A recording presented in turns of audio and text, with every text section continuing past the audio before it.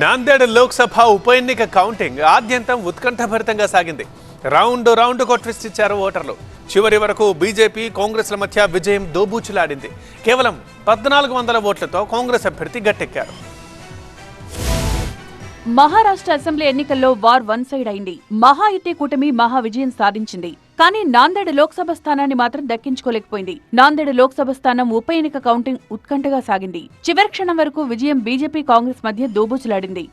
ఒక్కో రౌండ్ లో ఒక్కో ట్విస్ట్ ఇచ్చారు ఓటర్లు. ఒకసారి బీజేపీ లీడ్ లోకి వస్తే మరోసారి కాంగ్రెస్ లీడ్ లోకి వచ్చింది. అంతా బీజేపీ అభ్యర్థి సంతుక్రావ్ మరోత్రావ్ హంబార్డేదే గెలుస్తారని అనుకున్నారు. మొదట ఆధిక్యంలో నిలిచిన బీజేపీ అభ్యర్థి చివర్లో వెనుకబడిపోయారు. రౌండ్ కు మెజార్టీ తగ్గుతూ వచ్చింది.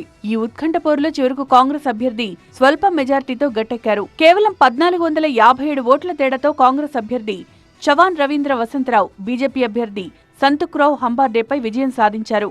కాంగ్రెస్ ఎంపీ వసంతరావు చవాన్ ఆకస్మిక మరణంతో నాందేడ్ లోక్సభ స్థానానికి ఉప ఎన్నిక జరిగింది. ముస్లిం జనాభా అధికంగా ఉన్న స్థానంలో విజయాన్ని కాంగ్రెస్ భాజపాలు ప్రతిష్టాత్మకంగా తీసుకున్నాయి. వసంతరావు కుమారుడు రవీంద్రను కాంగ్రెస్ బరిలో దింపి విజయాన్ని సాధించింది.